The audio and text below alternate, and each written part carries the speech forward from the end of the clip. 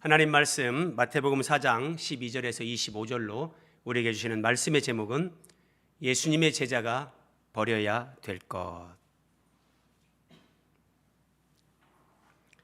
자, 오늘 본문에 보면 이방의 갈릴리 이런 표현이 나옵니다. 이방의 갈릴리. 이게 무슨 뜻인가 우리가 알아야 되는데, 자, 마태복음 4장 12절 13절입니다. 예수께서 요한이 잡혔음을 들으시고 갈릴리로 물러가셨다가 나사렛을 떠나 스불론과 납달리 지경 해변에 있는 가버나움에 가서 사셨다. 자, 여러분 여기가 갈릴리, 동그라미 친 지역을 이제 갈릴리 지역이다. 이스라엘의 북쪽입니다. 여기 갈릴리 바다라고 돼 있죠? 갈릴리 바다가 있고 쭉 요단강이 연결돼서 요 아래 사해, 여매라고도 하는 사해. 이스라엘을 그렇게 이해하면 여기 큰 지중해가 있고 지중해 동남쪽에 요 조그만 땅, 여기를 하나님이 약속의 땅으로 줬는데 여기를 이제 갈릴리 지역이라고 하는데, 예수님은 이제 예수님이 탄생하시고 동방박사들이 찾아왔잖아요. 그래서 동방박사가 경배하고 그 후에 하나님께서 헤롯이 이제 예수님을 죽이려고 하니까 하나님께서 지시하셔서 애굽으로 내려갔죠. 애굽으로 갔다가 이제 헤롯이 죽고 다시 하나님께서 지시하셔서 이스라엘 땅으로 오는데, 그때 어디로 가냐면 갈릴리 나사렛으로 갑니다. 그래서 예수님이 여기에서 이제 성장을 하시고, 그래서 예수님을 나사렛 예수 이렇게 부르는데, 오늘 본문은 이제 예수님께서 세례 요한이 잡혔음을 들으시고 갈릴리로 물러가셨다가 가버나움에 가서 사셨다. 이렇게 가버나움은 더 북쪽입니다. 자, 이런 것들이 어떤 의미를 갖고 있는가, 다 성경에 그 의미가 있습니다. 한번 보세요. 마태복음 4장 14절 16절. 이는, 그러니까 예수님께서 지금 이제 갈릴리 지역에서 또 가버나움으로 가서 사시는 이걸 다 포함하는 거예요. 왜 이렇게 하시냐? 이는 선지자 이사야를 통하여 하신 말씀을 이루려 하심이라. 일러스되 이방의 갈릴리요. 이방의 갈릴리요. 여러분 아래쪽에 지도 보세요. 하나님께서 이제 여호수아와 함께 이스라엘 백성들이 가나안 땅에 들어갔을 때 이스라엘 12지파에게 가나안 땅을 이렇게 땅 분배를 해준 겁니다. 지파별로. 그러면 제일 위에 여기 갈릴리 바다 또는 겟네렛 호수, 게네사렛 호수, 성경에 이렇게 여러 가지로 불립니다. 자, 그러면 이 갈릴리 바다, 이 깃네렛 호수라고 하는 이 부근에 여기를 보십시오. 납달리 지파. 여호수아 20장 7절에 보면 이 갈릴리 지역을 납달리 지파에게 땅 분배해 주신 것을 우리가 확인할 수 있습니다. 그러면 어쨌든 이 갈릴리 지역은 하나님이 주신 약속의 땅, 그 약속의 땅에 들어가는 거예요. 그런데 왜 갈릴리를 이방의 갈릴리요 이렇게 얘기하는가? 왜 성경은 이렇게 부르는가? 그 배경이 이렇습니다. 열왕기상 9장 10절, 솔로몬이 두 집 곧 여호와의 성전과 왕궁을 20년 만에 건축하기를 마치고, 솔로몬은 최초로 하나님의 성전을 건축한 사람, 그리고 성전 건축뿐만 아니라 자기 왕궁도 건축을 하는데 건축 기간이 다 20년이나 걸렸습니다. 앞에서 어마어마하죠. 그런데 여러분 이 20년에 걸쳐서 건축을 하려면 여기에 들어가는 목재, 어떤 석재, 어떤 그런 금은 보화 이런 것들이 어마어마한 양이 들어간단 말이에요. 그런데 이스라엘 바로 그 갈릴리 지역 위쪽에 있는 두로와 시돈, 거기에 이 성경에 얘기하는 백향목 좋은 나무들이 거기에 많았던 거예요. 거기는 이제 이스라엘 땅이 아니었는데, 그래서 열왕기상 9장 11절 이 말씀 보세요. 갈릴리 땅의 성읍 20곳을 히람에게 주었다. 히람이 누구냐? 이어지는 말씀. 이는 두로왕 히람이 갈릴리 땅의 성읍 20곳을 히람에게 주었다. 두로왕에게 줬다는 거예요. 왜냐하면 두로왕 히람이 솔로몬에게 그 온갖 소원대로 백향목과 잣나무와 금을 제공하였습니다. 성전 건축, 솔로몬의 왕궁을 건축하는데 거기에 소요되는 백향목, 잣나무, 금은 보화 이런 것들을 두로왕 히람이 솔로몬에게 어마어마한 양을 제공한 거예요. 그랬더니 솔로몬이 고맙죠. 솔로몬이 갈릴리 땅 성읍 20곳을 두로왕 히람에게 줬다 그래요. 솔로몬은 이 땅을 왜 줬을까? 저는 사실은 이 말씀 보면서 우리가 참 조심해야 되는 거예요. 성전 건축, 자기 왕궁 건축을 솔로몬이 했잖아요. 20년에 걸쳐서 건축을 했어요. 두로왕 히람이 도와줘가지고 도움을 얻어서 건축을 했죠. 그런데 솔로몬은 그 답례로 갈릴리 땅 20성읍을 두로왕 히람에게 줘요. 이게 웬만해서는 이렇게 못할 건데 하나님이 주신 약속의 땅인데 어떻게 이방 나라 왕에게 그 땅의 일부를 줄 수 있을까? 솔로몬이 제가 볼 때 이 건축을 하고 뭔가 마음이 조금 정상이 아니죠. 근데 솔로몬 딴에는 이런 생각을 한 거예요. 저 땅은 쓸모없는 땅인데 그래서 이제 주는데, 저는 이 말씀 보면서 우리가 성전 건축이라고 하는 예배당 건축, 그리고 어떤 자기 왕궁 이런 것들을 사람이 거기에 치중하다 보면 약속의 땅에 하나님의 어떤 언약의 어떤 내용들의 일부를 이렇게 상실할 수 있다, 그렇게 말씀을 받고요. 자, 솔로몬이 그 갈릴리 지역의 성읍 20개를 두로왕 히람에게 줬는데 히람 왕이 그 땅을 받은 후에 이제 시차를 가본 거죠. 그 성읍들을 보고 히람이 보고 자기 눈에 들지 아니하여 이르기를, 이야, 내게 준 이 성읍들이 도대체 이게 뭐야? 그러면서 그 성읍, 그 땅 이름을 가불 땅이라 하였다. 가불. 이 가불이란 말이 쓸모없는 이런 의미입니다. 참 쓸모없는 땅이다. 그 이름이 오늘까지 있느니라. 그러니까 솔로몬은 야, 뭐 저 땅에 도대체 무슨 의미가 있겠나? 저 정도는 그냥 두로왕 히람에게 주자, 이렇게 생각하고 줬을 건데, 그래서 이게 이제 갈릴리가 이방의 갈릴리 이렇게 불려지게 되는 겁니다. 근데 그것뿐만 아니라, 자, 이 쓸모없는 땅으로 인식된 곳이 갈릴리인데, 이 갈릴리는 우리가 이스라엘 지도에서 봤지만 이스라엘의 제일 북쪽 이쯤이에요. 그러니까 대표적으로 자, 아수르가 이스라엘을 침략합니다. 외세의 침입을 받을 때 이 갈릴리 지역이 제일 먼저 공격을 받는 곳입니다. 항상 이방 민족들로부터 공격을 받았어요. 그러다 보니까 이 갈릴리 지역에는 혼혈이 많이 생겼어요. 이스라엘 사람들과 이방 사람들과의 그 혼혈, 그리고 언어도 이렇게 언어가 섞인 언어들, 방언들이 많았고, 그래서 정통 유대인들은 갈릴리 지방 그 사람들을 가리켜서 에이, 유대인으로 인정하기 싫은 거예요. 에이, 더러운 것들. 갈릴리 그 땅, 지역, 거기에 사는 사람들, 이스라엘에서 거의 버려진 곳, 쓸모없는 곳, 이게 갈릴리예요. 그런데 여러분, 예수님이 그런 갈릴리에서 성장하시고 그런 갈릴리에서 예수님이 복음 사역을 시작하십니다. 매우 의미가 깊은 거죠. 사람들이 쓸모없다고, 그냥 솔로몬도 에이, 쓸모없는 땅, 그냥 두로왕 히람에게 줘버리는 땅. 히람 왕이 그 땅을 보더니 에이, 쓸모없는 땅, 가불. 누가 봐도 다 쓸모없는 땅. 이게 어떤 의미일까요, 여러분? 자, 오늘 말씀의 제목이 예수님의 제자가 버려야 될 것, 이런 제목입니다. 그럼 제자는 누구냐? 이걸 우리가 알아야 됩니다. 제자는 하나님께서 나에게 베풀어 주신 은혜를 알고 예수님을 따르는 사람이 예수님의 제자다.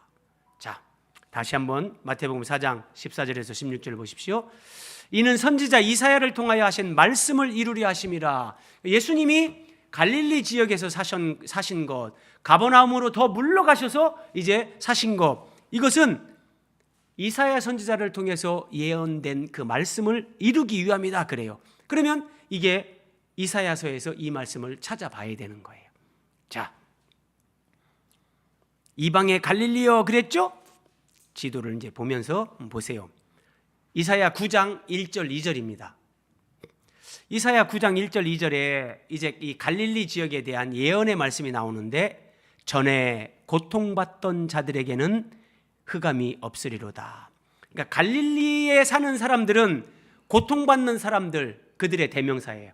전에 고통받던 자들에게, 갈릴리 사람들에게 이제 흑암이 없을 것이다.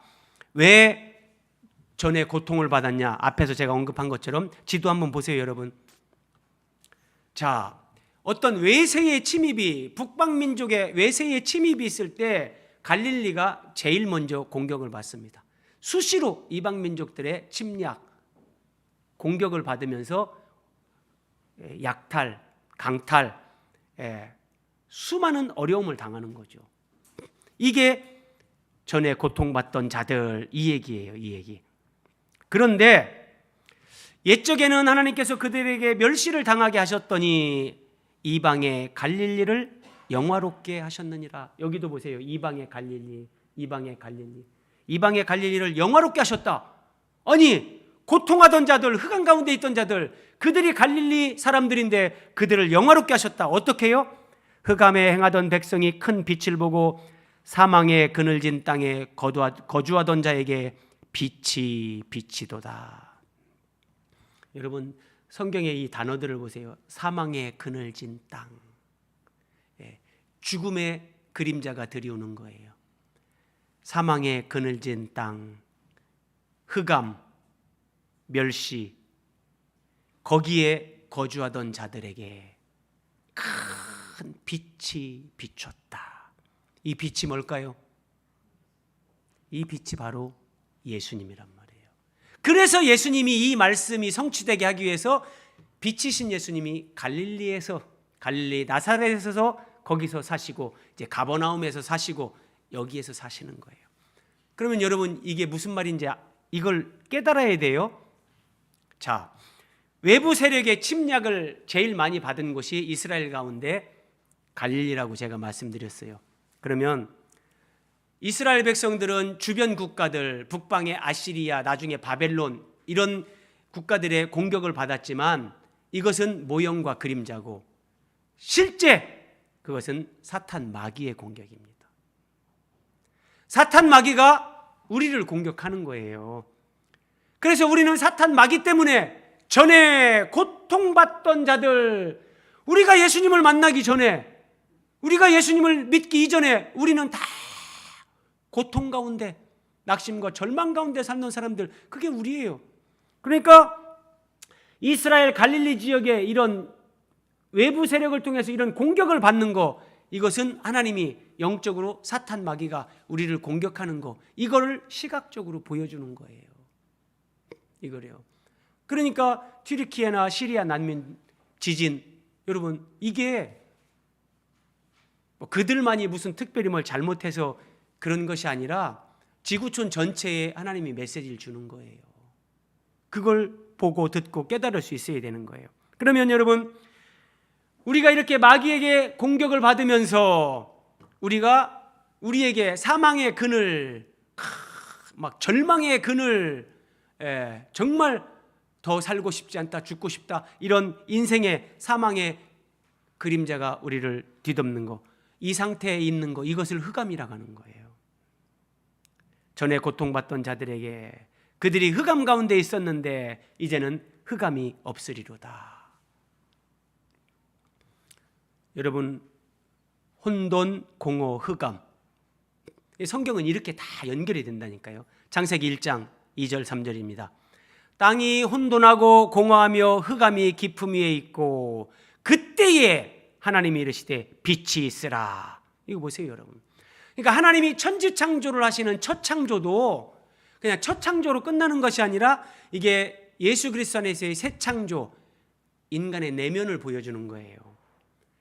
죄 가운데 있는 하나님을 떠난 사람들, 그들의 내면에는 혼돈, 공허, 흑암. 그런데 하나님께서 그 상태에서 빛이 있으라! 빛이 비치는데 이게 뭐냐? 고린도후서 4장 6절. 어두운데 빛이 비치라 말씀하셨던 하나님께서 예수 그리스도의 얼굴에 있는 하나님의 영광을 아는 빛을 우리 마음에 비추셨느니라. 여러분, 이것이 창세기 1장의 하나님의 첫째 날 창조예요. 그래서 첫 창조는 새 창조, 예수님 안에서 우리를 새롭게 만드시는 이 새 창조를 반영하고 있는 거예요. 그래서 하나님의 이 생명의 빛, 복음의 빛, 진리의 빛, 예수 그리스도 얼굴에 있는 하나님의 영광을 아는 빛이 한 사람의 영혼, 한 사람의 마음을 관통하는 거예요. 그럼 이 빛이 쫙, 말씀을 통해서 빛이 쫙 이 사람을 관통하는 거예요. 빛을 우리 마음에 비추셨느니라. 이것이 예수님이 갈릴리에서 사셨던 것. 여러분, 참 성경은 깊죠. 꿀과 같은 말씀입니다. 그래서 저와 여러분이 복음을 듣고 예수 그리스도를 믿고 오늘 이런 진리를 깨닫고 살아간다는 것은 하나님께서 우리에게 이런 은혜를 베푸시기 위해서 다 우리가 사망의 그늘 가운데 혼돈, 공허, 흑암 가운데 있던 우리에게 하나님의 아들 예수 그리스도를 사람으로 보내셔서 그분이 복음을 이루시게 하시고 그 십자가 복음이 우리에게 들려지게 하시고 그 복음의 빛이, 광채가 우리를 비춰서 오늘 우리가 여기에 있는 거예요. 이 은혜를 아는 사람들이 예수 그리스도의 제자다 그러는 거예요. 제자요. 다시 한번 보세요. 정리하고 넘어갑니다. 갈릴리는 가볼 땅, 쓸모없는 땅. 솔로몬 왕이 그냥 두루왕 히람에게 줘버리는 땅. 에이, 저거 뭐 있으나 마나. 그러면 여러분, 그 갈릴리 땅이 바로 우리 자신을 가리킨단 말이에요.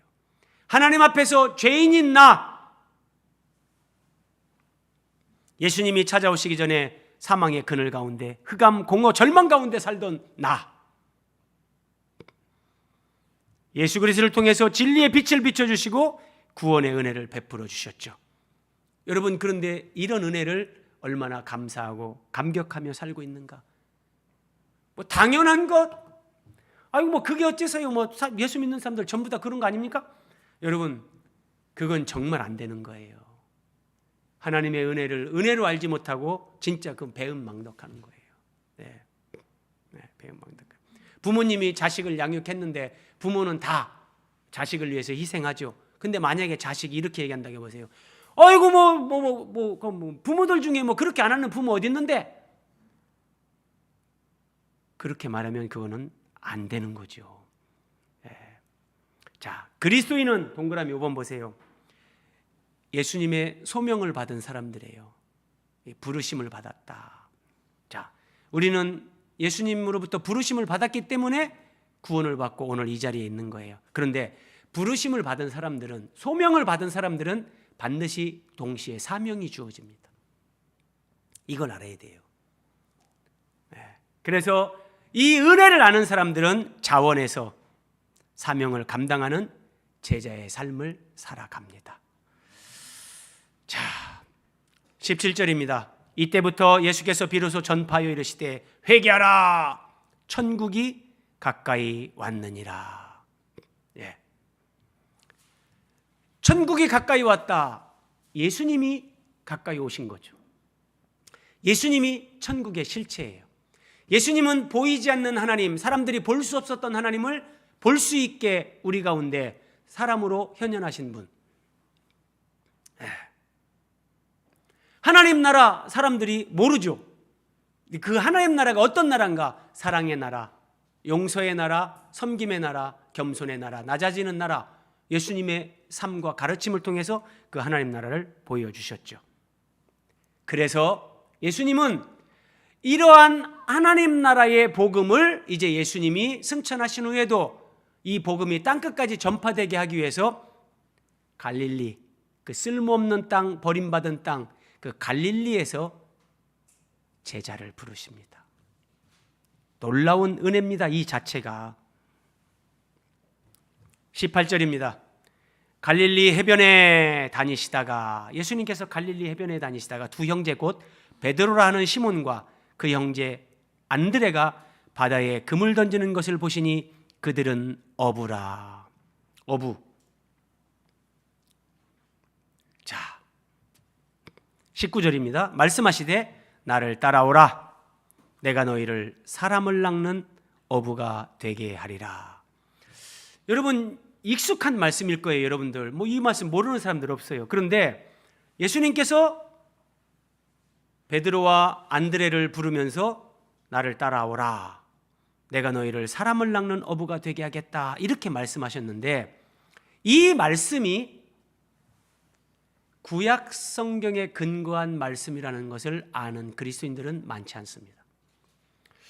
갈릴리 해변가니까 그냥 해변가에서 고기 잡는 사람들 불러서 그냥 어부니까 사람 낚는 어부로 내가 되게 하겠다. 예수님이 그냥 그렇게 말씀하신 거겠지 이렇게 생각하는데 그렇지 않아요. 제가 예전에 말씀드렸어요. 예수님이 사복음서에서 하시는 말씀, 행동 하나는 거의 다가 구약 성경에 그 근거가 있어요. 그리고 그 구약 성경의 그 말씀을 성취하는 분. 항상 그래서 예수님은 복음서에서 예수님의 말씀 하나하나가 그렇게 다 의미가 있는 거예요. 자, 사람을 낚는 어부가 되게 하겠다. 예수님이 베드로와 안드레에게 이렇게 말씀하셨는데 예레미야 16장 16절입니다. 여호와의 말씀이니라. 하나님께서 예레미야 선지자를 통해서 이런 말씀을 주십니다. 보라, 내가 많은 어부를 불러다가 그들을 낚게 하며, 하나님께서 많은 어부를 불러다가 그들을 낚아버리겠다 이렇게 말씀하세요. 그리고 이어지는 말씀 보세요. 그 후에 많은 포수를 불러다가 그들을 모든 산과 모든 언덕과 바위틈에서 사냥하게 하겠다. 포수가 짐승을 사냥하는 것과 어부가 물속에 물고기를 낚는 것, 이것을 지금 병행해서 사용하십니다. 같은 의미라는 거예요.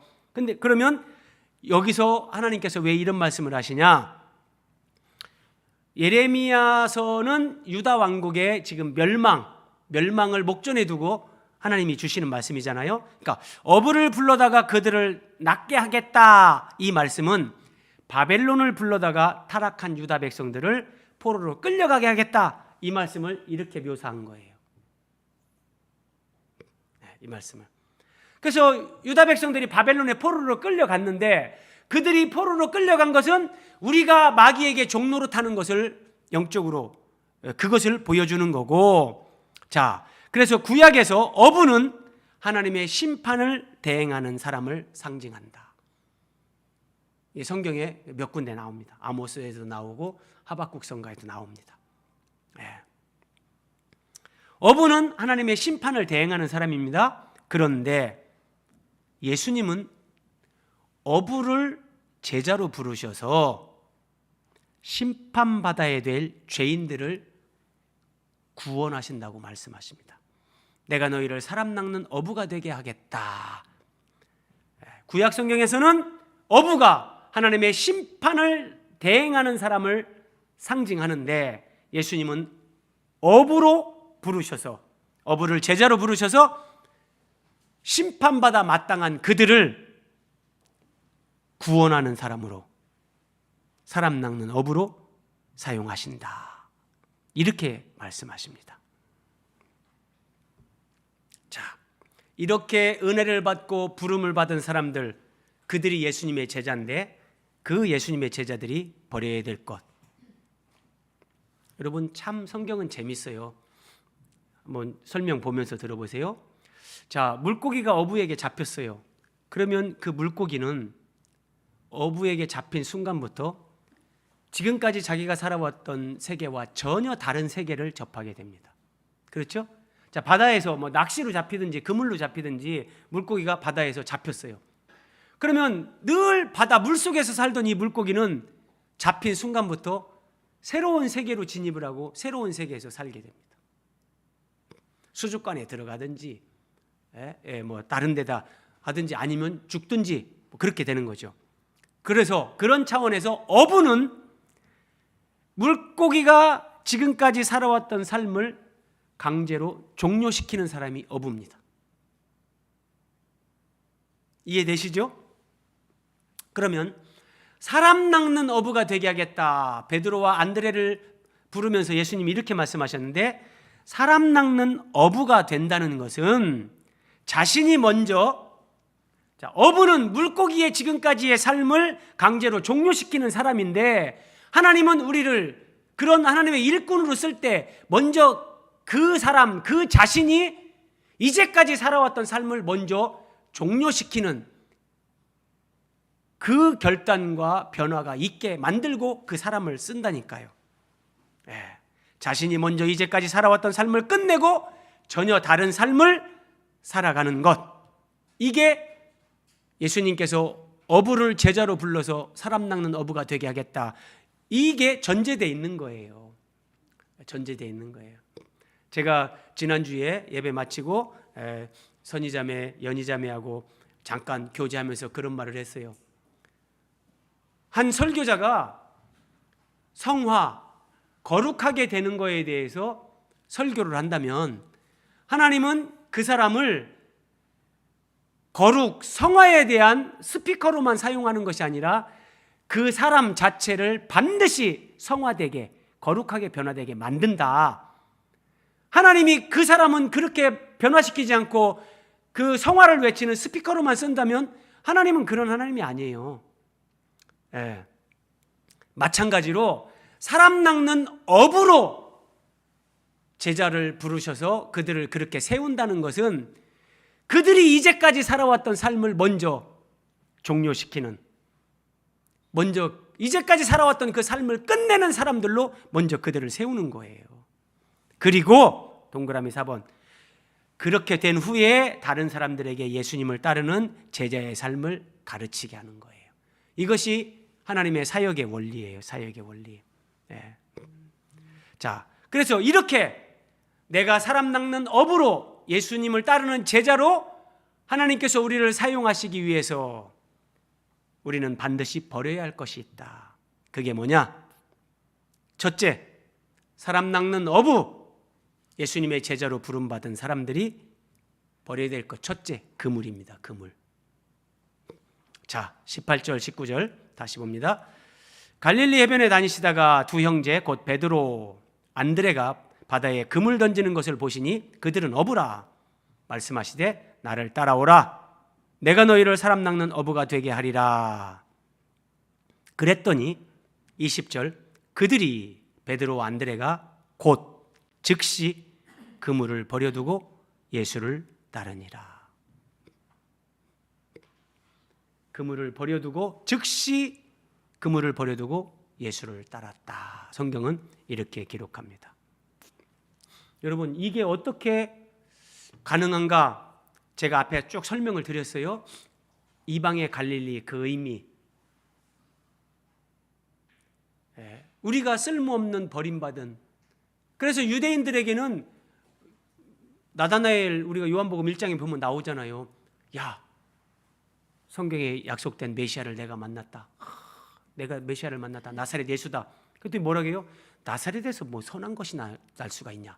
유대인들은 갈릴리 지역, 거기서 선지자가 나온다는 것 자체를 인정하지 않았어요. 그 땅에 살던, 지금 거기에 살고 있는 거예요. 베드로, 안드레가 쓸모없는 그 버림받은 흑암과 절망과 눈물과 고통 가운데 살아가던 그들을 빛이신 예수님이 오셔서 진리의 빛, 생명의 빛을 비추시면서 눈을 뜨게 하는 거예요. 그래서 나를 따르라 할 때 곧 그물을 버려두고 예수를 따르니라. 그러면 여러분, 그물의 의미가 뭔가 생각을 해야 되죠. 그물. 어부에게 그물은 이 세상에 사는 동안 자기 자신과 자기 가족들의 먹고 사는 어떤 그 생계 유지의 상징, 그리고 고기를 잡아서 내 재산을 축적하는 수단, 이게 그물이에요. 그래서 재산을 불려가면서 자신과 가족들의 행복을 꿈꾸죠. 자기의 꿈을 이루어가기 위해서 그 그물을 던지면서 열심히 고기를 잡습니다. 꿈과 행복을 이루어가는 도구, 이게 그물입니다. 그물. 그런데 그물을 버렸다는 것은 뭐냐? 하나님 나라와 영혼 구원을 위해 이제 나와 내 가족만을 위해서 살려고 했던 것을 버렸다는 겁니다. 여러분, 이거 중요해요. 예수 그리스도를 만나고 사람들이 진리를 깨닫기 전에는 사람의 본능은 자기 자신을 위하고 내 육신의 가족만을 위합니다. 그래서 부모가 자기 자식에게 돈 쓰는데 아까워하는 부모 없어요. 본능적으로 다 씁니다. 그런데 우리는 거기에 갇혀 있는 사람들이에요. 자기 자신과 가족만을 위해서, 내 행복과 가족의 행복만을 위해서 그물을 던지면서 고기를 잡는 사람들인데, 그 그물을 버렸다는 것은 이제는 천국이 가까이 왔다, 하나님 나라를 보는 거예요. 하나님 나라를 위하여, 주님과 복음을 위하여 내 행복, 내 가족의 행복만을 추구하던 사람이 그것을 버리고 뛰어넘는 거예요. 이제는 인생관, 삶의 목표와 목적, 이 세계관이 바뀌는 거예요. 아, 그렇구나. 내 가족만을 위해 사는 거, 이것은 이기적인 것이고, 이것은 구원받은 사람이 그렇게 살 것이 아니구나. 예. 이것이 첫 번째로 버려야 될 겁니다. 이것을 여러분들이 이 강을 건너지 못하면 그 이상 안 됩니다. 그래서 내 육신의 가족, 여러분들이 천국에 가보세요. 천국에서 여러분들과 무슨 이 땅에서 육신의 가족처럼 그런 의미가 없습니다. 천국에서는. 그래서 나밖에 모르고 내 가족밖에 모르는 사람들은 아직도 하나님 나라, 천국, 여기에 대해서 모르는 것이고, 예수 그리스도를 통해서 쓸모없던 죄인이었던 내가 은혜를 받고 빛비침을 받고 구원받은 그 큰 은혜가 뭔지, 나를 예수 믿게 하신 그 부르심, 그 소명과 사명이 뭔지, 이런 부분을 전혀 모르는 사람들이 여전히 그물을 움켜쥐고 사는 거예요. 나와 내 가족만을 위해서 이 그물을 버려야 됩니다. 자, 내가 버려야 될 그물은 무엇인가? 여러분 적용하셔야 됩니다. 내가 버려야 될 그물. 두 번째, 사람을 낚는 어부가 버려야 될 것 두 번째, 배와 아버지. 21절입니다. 베드로와 안드레를 부르셨어요. 그리고 거기서 더 가시다가 다른 두 형제 곧 세베대의 아들 야고보와 그의 형제 요한이 그의 아버지 세베대와 함께 배에서 그물 깁는 것을 보시고 부르시니 나를 따라오라 부르십니다. 그랬더니 그들이 곧 배와 아버지를 버려두고 예수를 따르니라. 배와 아버지를 버립니다. 자, 그럼 배와 아버지를 버렸다는 그 의미가 뭐냐? 진짜 아버지를 버린다는 의미가 아니죠. 자, 어부가 배를 버렸다는 것은 현대인들에게 적용하면 가장 쉽게 직장을 버렸다는 거죠. 네, 직장을. 조금 더 우리가 의미를 묵상하면, 자, 그러면 이 세베대의 아들 야고보와 요한은 부모 밑에서 계속 고기잡이를 하면 나중에 그 배는 아들들 것이 되잖아요. 그렇죠? 아버지가 이제 뭐 힘이 빠지고 그러는데 어떻게, 그럼 자식들에게 그 배를 물려주죠. 그래서 배는 부모로부터 물려받을 사업체, 유산. 근데 그 배를 버렸다는 것은 내 부모로부터 내가 물려받을 수 있는 그 사업체, 유산, 이거를 포기했다는 겁니다. 자, 아버지를 버렸다. 어부에게 아버지는 여러분 대단한 인생의 멘토죠. 아버지는 이제 바다에서 잔뼈가 굵었고 일생을 바다에서 살아왔어요. 그래서 어느 때 바다의 어느 지점으로 나가면 어떤 고기가 거기 많다, 1년 4계절에 어느 계절에 어떤 고기들이 온다 다 압니다. 수많은 경험, 고기잡이에 대한 축적된 지식, 노하우, 이것을 다 가지고 있는 것이 아버지입니다. 그래서 어부가 아버지를 버렸다는 것은 내 인생에서 나의 백그라운드, 내가 의지할 수 있는 것, 내 힘이 되어주는 것, 이것을 버렸다는 거예요. 여러분, 나에게 사업체를 물려준다, 뭐 유산을 준다. 그러면 같은 또래들 가운데 그냥 땅 짓고 헤엄치는 거죠. 훨씬 빨리 가는 거죠, 쉽게. 그런데 이런 것들을 세상에서 유용한 무기, 세상을 살아가면서 이야, 이거는 정말 내가 가지고만 있으면 나에게 결정적인, 꼭 필요할 때마다 나에게 도움이 되는 유용한 무기가 되는 거예요. 그것을 버리는 거예요. 그걸 버리는 거예요. 이게 배와 아버지를 버리는 거예요. 여러분, 동그라미 6번 보세요. 예수님은 우리의 지식, 경험, 내가 의지하는 것, 세상의 유용한 무기를 버릴 때 그 사람을 사용하십니다. 그거 다 쥐고 있는 한 하나님은 그 사람을 진정한 의미에서 하나님의 사람으로 사용할 수 없습니다. 여러분, 예레미야를 제가 언급했는데, 예레미야는 하나님께서 이렇게 말씀하세요. 너는 결혼하지 말라. 너는 아내를 두지 말고 너는 자식을 낳지 말라. 너는 잔치집에 들어가지 말라. 성경에 다 나오는 말이에요. 왜 그런 줄 아세요? 예레미야는 이제 유다 백성들이 멸망할 것을 예언하는 사람이에요. 마지막 유다의 멸망을 예언하는 선지자가 자기가 땅을 사고 집을 크게 짓고 결혼해가지고 막 자식 낳고 살아보세요. 뭐죠? 분명히 유다 나라가 망한다고 하는데 자기는 집 짓고 결혼해서 애 낳고 살고, 뭐야? 자기가 전한 메시지와 자기의 삶이 일치가 되지 않는 거예요. 그래서 하나님이 결혼하지 말고 자식 낳지 말고 너는 잔치집에도 들어가지 말고 이런 말씀을 해요. 예레미야는 진짜 그렇게 살았어요. 예.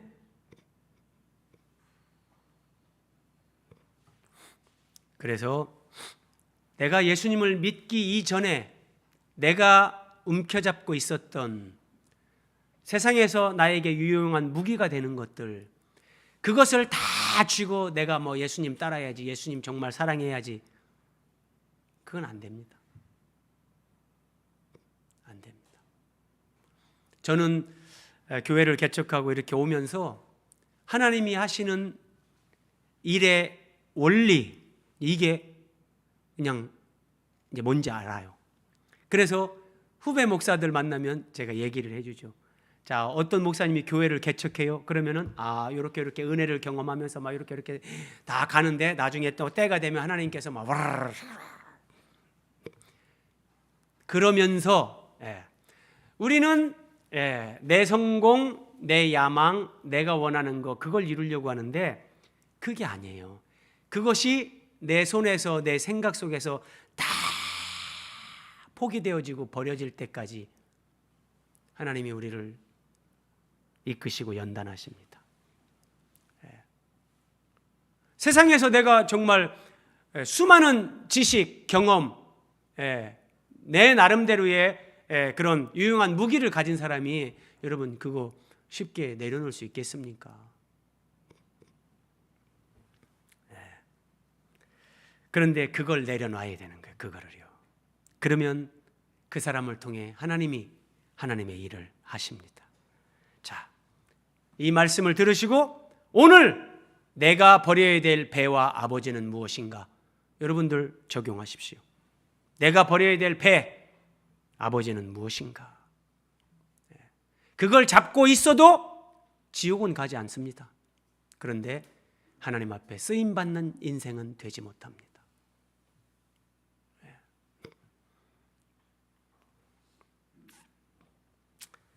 마지막 세 번째, 사람 낚는 어부가 버려야 될 것, 자기 자신. 23절입니다. 예수께서 온 갈릴리에 두루 다니사 그들의 회당에서 가르치시며 천국 복음을 전파하시며 백성 중에 모든 병과 모든 약한 것을 고치시니. 자, 여러분, 예수님이 병을 고칩니다. 사람들의 약한 것, 연약한 걸 고쳐주십니다. 육체를 고치는 것은 영혼을 치료하는 것에 대한 그림자입니다. 이걸 알아야 됩니다. 24절, 그의 소문이 온 수리아에 퍼진지라. 사람들이 모든 앓는 자 곧 각종 병에 걸려서 고통당하는 자, 귀신 들린 자, 간질하는 자, 중풍병자들을 데려오니 그들을 고치시더라. 여기 보세요. 각종 병에 걸려서 고통당하는 자, 귀신 들린 자, 사람의 그러니까 육신의 질병은 병든 영혼, 파괴된 인격, 인간의 내면 세계, 이거를 보여주는 그림자예요. 근데 예수님이 귀신 들린 자를 고치시고 각종 병에 고통당하는 자들을 고치신다는 것은 그 사람 존재를 고치는 거예요. 그 존재를. 히브리서 2장 14절 15절입니다. 예수님이 우리와 같은 모양으로 혈과 육을 함께 지니심은 죽음을 통하여 죽음의 세력을 잡은 자 곧 마귀를 멸하시며 또 죽기를 무서워함으로 한평생에 매여 종노릇하는 모든 자들을 놓아주려 하심이니. 암에 걸린 한 분이 있었는데, 여성분인데 그분이 한 1년 반 전 얘기입니다. 제가 그분의 가정을 조금은 알아요. 그래서 이 아내 되는 분이 평생 고생했어요. 그래서 제가 그 남편 되는 분에게 제 설교 영상을 카톡으로 보내줘서 아내분이 이걸 꼭 한번 보게 해주세요. 그랬더니 그 아내분이 제 설교 영상을 딱 보고 남편한테 그랬대요. 나 교회 갈란다. 남편이 뭐 알아서 해라. 이제 암에 걸렸는데. 그리고 저랑 통화도 했어요. 교회 오겠다고. 저는 뭐 오시면 좋은데 좀 혹시 힘드시면 그냥 바깥에서 저랑 찻집에서 만나서 제가 성경 말씀을 전해줘도 좋고 편한 대로 하시면 됩니다. 교회 가겠다고. 편한 대로 하세요. 그런데 교회를 안 오더라고요. 그러더니 조금 있다가 이렇게 얘기를 하시더라고요. 항암 치료를 하고 있는데 이거 끝나고 조금 더 제가 몸이 좋아지면 그때 교회 갈게요. 제가 이거 아닌데 지금 저를 만나야 되는데 한 번만 만나시죠. 나중에 좀 좋아지면 갈게요. 그리고 돌아가셨어요. 돌아가셨는데 그분 남편이 그런 얘기를 하는 것을 제가 다른 사람을 통해서 전해 들었는데, 이 아내 되는 분이 항암 치료를 하다가 죽는데 남편한테 그렇게 했대요. 여보, 나 살고 싶어요. 죽고 싶지 않아요. 더 살고 싶어요. 여러분, 이 성경이 거짓말이 아니. 죽기를 무서워함으로 한평생 매여 종노릇하는 모든 자들. 우리가 예수 그리스도를 만나지 못했다면 누구든지 사람은 죽음의 공포와 두려움에 사로잡혀서 마귀에게 종노릇합니다. 죽는다고 하면 다 두려워합니다. 그래서 우리나라 사람들이 뭐 아파트 엘리베이터라든지 사자 안 쓰는 거예요. 죽을 사자 연상이 돼가지고 재수 없다고 생각해가지고 그 정도로 사람들이 죽음을 기피하는 거죠. 그렇다고 죽음이 안 오나요? 자, 여러분, 죽기를 무서워함으로 한평생 매여 종노릇하는 모든 자들을 예수님이 놓아주려 하심이라. 마귀가 어떻게 사람들을 한평생 종노릇 시키는 줄 아세요? 인간의 자아요. 마귀는 우리에게 뿔 들고 나타나지, 뿔 달고 손에 창과 칼을 들고 나타나지 않습니다. 마귀는 내 생각, 내 뜻, 내 주장 가운데 마귀가 쏙 들어옵니다. 그래서 어떤 사람에게 섭섭마귀가 딱 와요. 예를 들어서, 이야, 우리 목사님이 이럴 수가 있어. 어떻게 나한테 나를 이렇게 인정하지 않고 목사님 이럴 수 있어? 예를 들어서 마귀가 이런 섭섭한 생각 하나를 딱 그 사람 속에 생각을 집어넣어요. 그러면 그 생각을 생각이 들어왔을 때 그 사람이 믿음이 좋은 것 같으면 내가 쓸데없는 생각하네. 우리 목사님이 그런 분이 아닌데 이렇게 생각하죠. 그런데 이게 마귀한테 딱 잡히는 사람들은 그래, 목사님 서운하다. 좋다, 두고 봐라. 내가 이제 교회 안 간다. 꼭 이런 식으로 가요. 섭섭한 생각 하나 때문에 그 사람의 믿음 생활 모든 것들이 다 흔들리고 무너질 수 있습니다. 이렇게 무서운 거예요, 이게요. 네. 탐심, 돈 욕심이 딱 들어와 보세요. 쾌락, 욕망, 야망. 여러분, 이런 것이 그 사람 속에 들어왔는데 그걸 내가 딱 잡아버려 보세요. 그러면 그때부터는 안 됩니다. 겉으로는 막 하나님 믿는다고 하고 막 주여 막 기도하고 하지만 예수님을 따르는 것이 아니라 자기 욕망을 충족시키기 위해서 하나님을 이용하는 사람이 됩니다. 이게 구약 이스라엘 백성들의 실패한 역사라니까요. 마귀가 내 생각으로, 내 뜻, 내 주장으로 탐심과 정욕을 통해서 사람들을 한평생 종노로 시킵니다. 지배하는 겁니다. 그래서 예수님은 누구든지 나를 따라오거든 자기를 부인하라. 자기 부인을 말씀하십니다. 자기 부인. 보세요. 마태복음 16장 24절. 누구든지 나를 따르거든 자기를 부인하고 자기 십자가를 지고 나를 따를 것이니라. 자, 여러분, 제가 예수님 처음 만나고 너무너무 감격스러워서 저는 정말 예배당에 성경 찬송 옆에 끼고 달려다닌 사람이에요. 너무 가슴이 뜨거워서 예배를 가는데 걸어갈 수가 없었어요. 뛰어다녔어요. 막. 너무 좋아가지고. 그래서 저는 하나님, 저는 목사가 돼서 살고 싶습니다. 하나님, 제가 목사가 돼서 평생 그렇게 살고 싶습니다. 오래 기도하게 하시고 때가 되니까 신학을 하게 해주셨어요. 자, 신학을 가면서 직장 버리죠. 성경을 알고 싶어서 제가 기도했더니 창원을 떠라. 진짜 어떤 울타리도 없이 창원을 떠났습니다. 제가 신학을 공부하면서 창원을 떠날 때 제 통장에 현금 100만 원도 없었습니다. 그것이 98년 12월 제가 수원으로 이사 갈 때입니다. 신학대학원 2학년 마치고. 그런데 99년 이제 2월 달 되면 제가 신학대학원 등록금을 내야 되는데 그때 당시 한 학기 등록금이 250만 원입니다. 여러분, 제 통장에 100만 원도 없어요. 그런데 이제 한 2달 뒤에 저는 등록금 250만 원을 내야 돼요. 그리고 성경을 연구하겠다 생각하고 내가 전도사 사역을 하지 않겠다. 그러면 먹고 살 길이 없잖아요. 근데 저는 하나님이 마음에 감동을 주시더라고요. 창원을 떠라. 그래서 저는 그렇게 순종해서 다 경험을 했는데 제가 무슨 말씀을 드리려고 하냐면 여러분, 저는 예수님 만나고 너무 좋아서 예배당에 달려다닌 사람입니다. 신학을 가기 위해서 직장을 뒤도 돌아보지 않고 저는 버린 사람입니다. 전도사 하면서 청년들에게 우리 예수님 위해서 죽자! 이렇게 설교한 사람입니다. 그런데요, 배를 버렸고 그물을 버렸고 아버지를 버렸어요. 그런데 나 자신은 안 버려져요. 여러분, 목사가 된다고 내가 버려지는 게 아니에요. 여러분들이 사장님이 되고 여러분들이 사회적으로 유명한 사람이 된다고 주님 앞에서 자기를 버릴 수 있냐? 그게 안 돼요. 속으면 안 돼요. 자기를 부인하고 나를 버리는 여기까지 가지 않으면 큰일 납니다. 자, 나를 버리지 않고 목사가 되고 선교사가 되면 그 목사, 선교사가 하나님 나라의 걸림돌이 됩니다.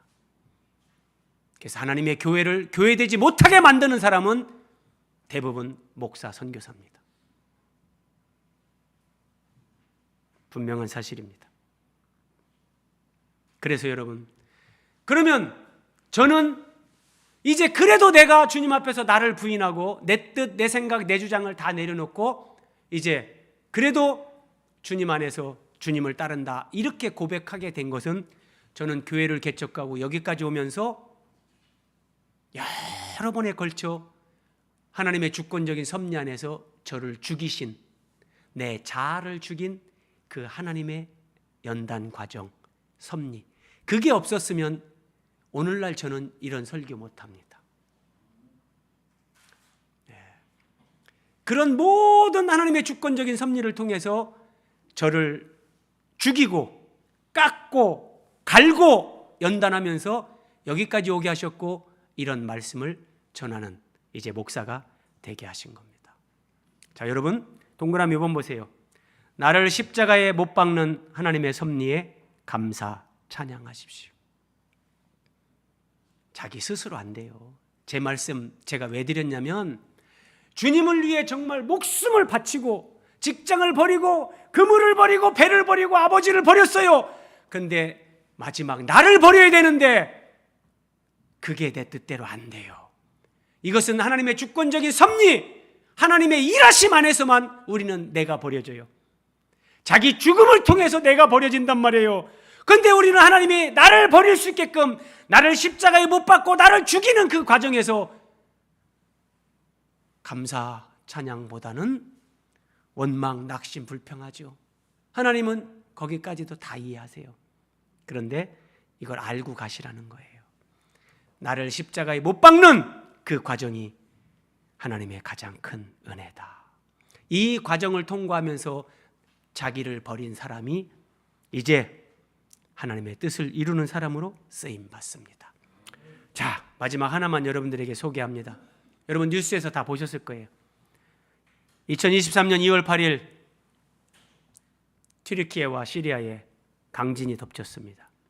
시리아에서 건물 밑에 17시간 동안 어린 동생을 지킨 소녀의 모습이 언론에 공개됐습니다. 이거 보세요, 여러분.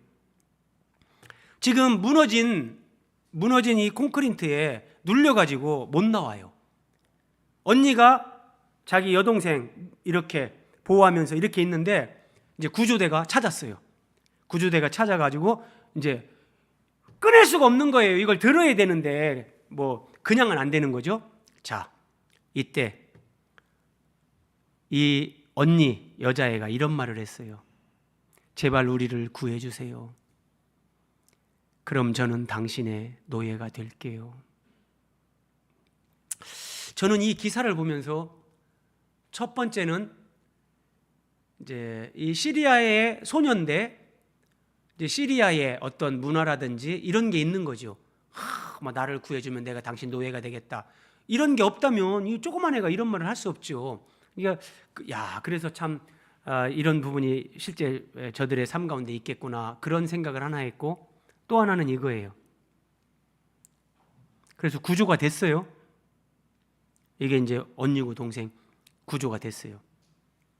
저는 이런 생각이 들더라고요. 제발 우리를 구해주세요. 그럼 저는 당신의 노예가 될게요. 얼마나 절박하면 이런 말을 했을까? 여러분, 우리는 이 지진 잔해 밑에서 구원받은 것과 비교할 수 없는 하나님의 구원의 은혜를 입은 사람들이잖아요. 우리가 이방의 갈릴리였고 흑암 가운데 공허 가운데 절망 가운데 눈물 가운데 살던 우리, 어둠 가운데 살던 우리에게 빛이신 주님이 오셔서 진리와 생명의 빛을 비추시고 우리를 구원해 주셨어요. 그러면 우리는 이 소녀만큼 제발 우리를 구해 주세요. 그럼 저는 당신의 노예가 될게요. 여러분, 주님 앞에 이런 마음을 우리가 갖고 살아야 되지 않겠습니까? 나를 구원해 주신 그 주님 앞에 내가 평생 당신의 노예로 살겠습니다. 진짜 그렇게 하지 못한다 할지라도 적어도 그 마음을 가지고 그 고백을 가지고 그런 사람들이 자기를 버리는 사람입니다. 자기 죽음의 길을 가는 사람들이란 말이에요. 말씀을 마무리합니다. 오늘 마지막 말씀 25절. 갈릴리와 데가볼리와 예루살렘과 유대와 요단강 건너편에서 수많은 무리가 따르니라. 여러분, 지금 예수님은 갈릴리에 계세요. 갈릴리는 이스라엘 사회에서 쓸모없는 땅, 버림받은 땅이에요. 그런데 여기 보세요. 예루살렘과 유대와 요단강 건너 데가볼리에서 수많은 사람들이 갈릴리에 있는 예수님에게 나옵니다. 예루살렘에 있는 사람들이 갈릴리를 찾아 나온다는 거, 이것은 기적입니다. 우리가 부름받은 사람으로서 내 그물을 버리고 배를 버리고 아버지를 버리고 나 자신을 버리는 그 삶을 주님 안에서 살아갈 때 하나님은 우리를 통해서 이 기적을 이루십니다. 하나님 나라의 하나님의 뜻을 하나님이 이 일을 이루십니다. 현재의 고난에 낙심하지 마시고 현재의 환경 때문에 절망하지 마시고 감사함으로 믿음으로 이 길을 가면서 이 기적을 이루는 하나님의 사람들로 쓰임 받으시기 바랍니다. 기도하겠습니다.